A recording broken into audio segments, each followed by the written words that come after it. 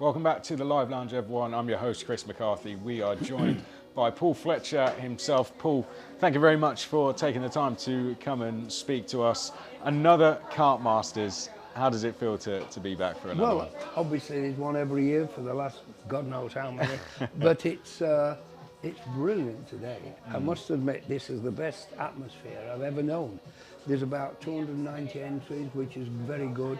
The weather's good, and the program seems to be okay. Yeah, I think it's fantastic.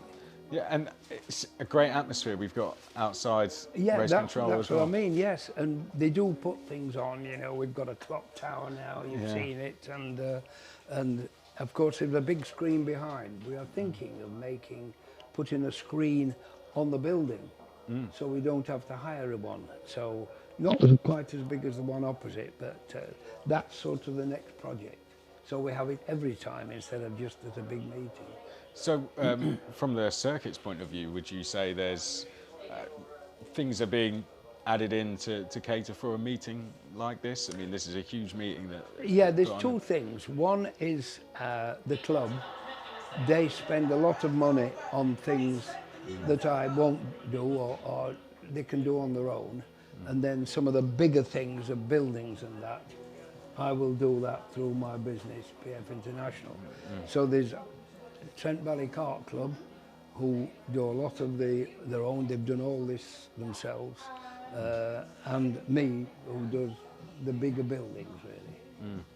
How impressed have you been with the work that the guys here at Trent Valley have put on? So, How impressed have you been with the work that they've put in for oh, the all event right, this year? yeah. I don't always agree with them, you know. I say, no, I don't want you to do that. But the people who run the club are brilliant. You couldn't get anybody better.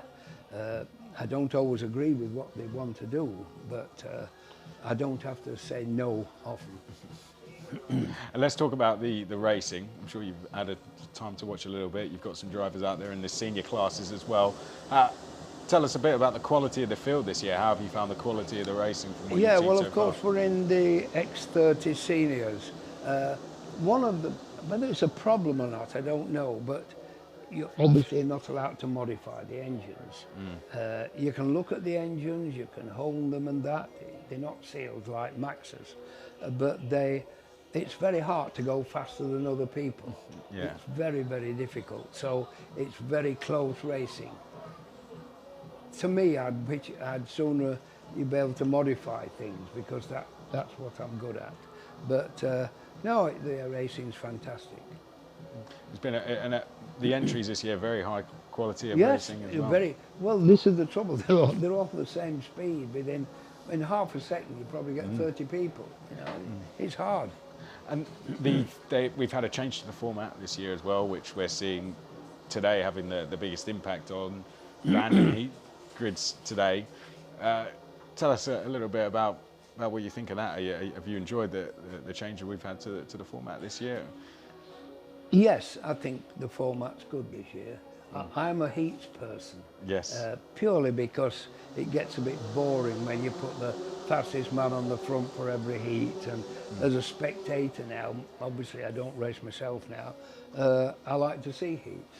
And it teaches how to pass. And some people aren't very good at passing.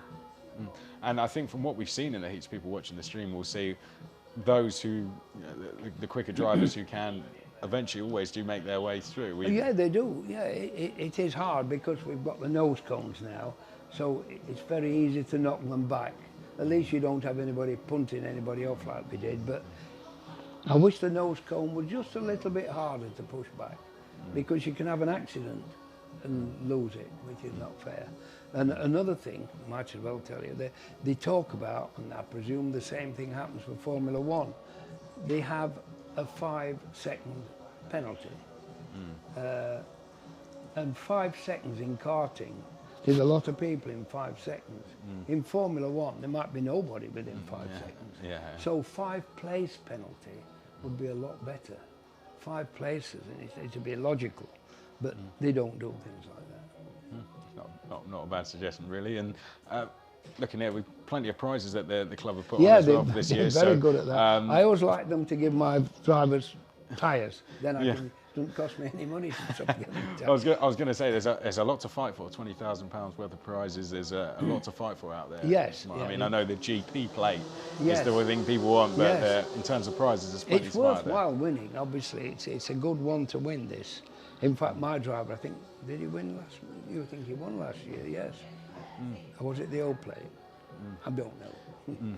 And we've got drivers now who raced in Kartmasters making their way all the way through up until Formula One, racing all the way in the top. People like George Russell and Lando Norris. How does it feel if you get a chance to see those guys making it all the way to the top, knowing that they started it and racing at events like this? It must feel good. Yes, I think it's a good idea.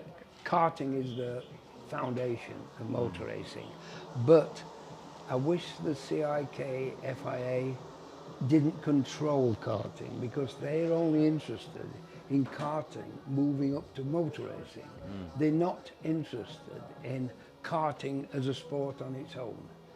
So I wish they'd think more about the sport. But nice to see, I mean, all the top drivers have been here racing in the past.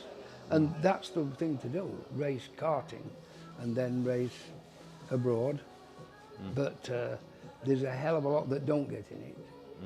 And probably half of them thinks they will. So, and 1% might.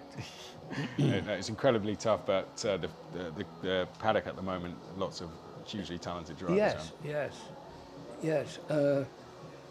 From when I raced, there's about 4, 5, 6 classes of juniors. And when I first started, nobody under 18 raced, or under 16.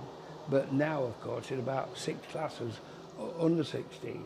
So that's where the majority of people are. It's very interesting. When you see meetings like this, you can't say karting's gone backwards. Karting's gone forward. It really has. It's taken an event seems to be taking a step forward every single year. Yes, I do object to the engines and weight limits and age limits that they have abroad, because I think you've got 14-year-old kids standing on the senior 1, 2 and 3 on the podium. I think it's absolutely ridiculous. They've got a weight limit that nobody over 18 can get down to. It's not karting really, is it? Well, I'll tell them. Yeah, I'm not just telling you. No, it's a fascinating insight to see. We'll end with our question of the day. I know you've got to get back to your team, but we'll end with our question of the day. We've asked this to everyone so far, and our question of the day is: if you could go back to any Kartmasters race in any class, which would it be, and why? Well, I just can't remember them individually, but there's nothing better than we have now.